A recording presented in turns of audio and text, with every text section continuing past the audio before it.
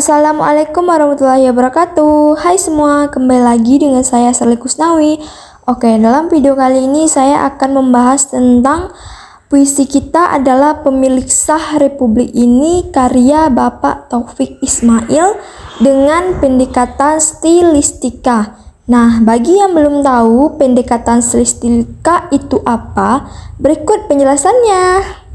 Pendekatan stilistika adalah ilmu yang mempelajari gaya-gaya bahasa dan merupakan bagian dari linguistik yang memusatkan diri pada variasi-variasi penggunaan bahasa, tetapi tidak secara eksklusif memberikan perhatian khusus kepada penggunaan bahasa yang kompleks pada kesusastraan. Menurut Sujiman, pengertian stilistika adalah style, yaitu cara yang digunakan seorang pembicara atau penulis untuk menyatakan maksudnya dengan menggunakan bahasa sebagai sarana, dan demikian style dapat disimpulkan sebagai gaya bahasa. Aspek-aspek style yang dapat dikaji dalam sebuah karya sastra. 1. Leksikal, yang mengacu pada penggunaan kata tertentu yang sengaja dipilih oleh pengarang untuk mencapai tujuan tertentu. 2. Gramatikal, aspek gramatikal yang dimaksud adalah aspek sintaksis, yang di dalamnya terdapat frase, kalimat, dan klausa. Aspek gramatikal juga menjadi penentu kelancaran suatu komunikasi bahasa. Jika kosakata yang dipakai sederhana dan didukung oleh struktur sintaksis yang juga sederhana, itu merupakan jaminan bahwa komunikasi bahasa akan lancar. 3. Kohesi. Kohesi merupakan hubungan pertautan antar bagian dalam struktur sintaksis atau struktur wacana untuk menyampaikan muatan makna. Makna inilah yang kemudian dicari dan berusaha dipahami oleh pembaca. 4. Pemajasan. Pemajasan merupakan teknik pengungkapan bahasa, penggaya bahasaan yang maknanya tidak menunjuk pada makna harfiah atau kata-kata pendukungnya, melainkan pada makna yang ditambahkan atau makna yang tersirat.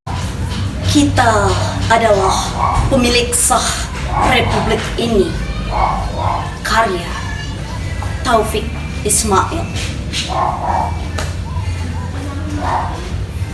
Tidak ada pilihan lain. Kita terus berjalan terus.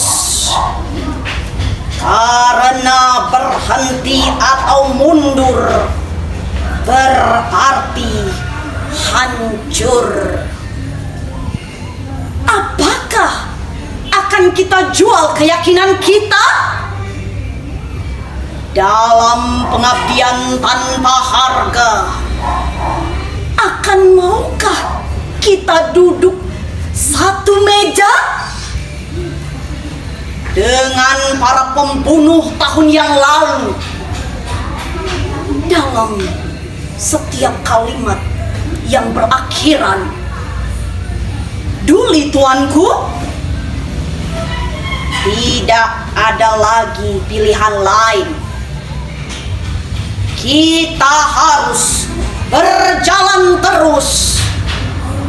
Kita adalah manusia bermata sayu yang di tepi jalan mengacungkan tangan untuk oplet dan bus yang penuh.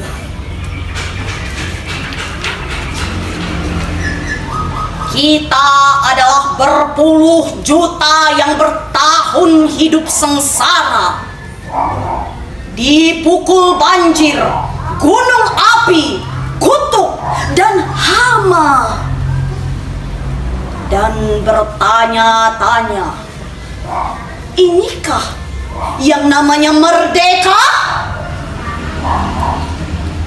Kita yang tidak punya kepentingan dengan 1000 slogan dan 1000 pengeras suara yang hampa suara.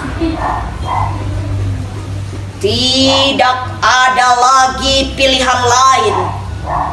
Kita harus berjalan terus.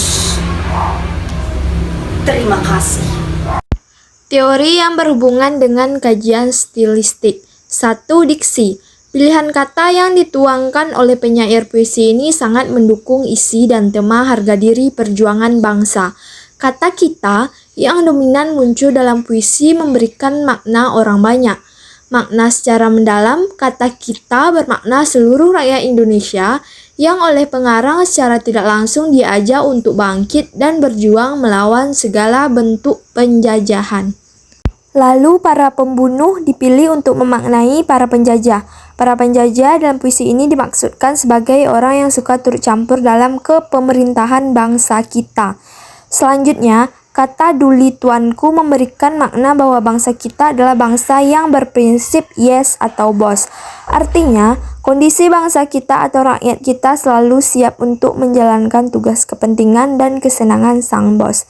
Tak peduli orang lain yang berada dalam penderitaan.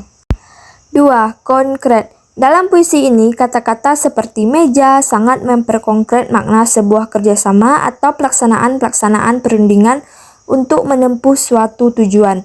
Kata berjalan merupakan sesuatu kegiatan yang dilakukan dengan cara bergerak, meninggalkan satu tempat ke tempat yang lain.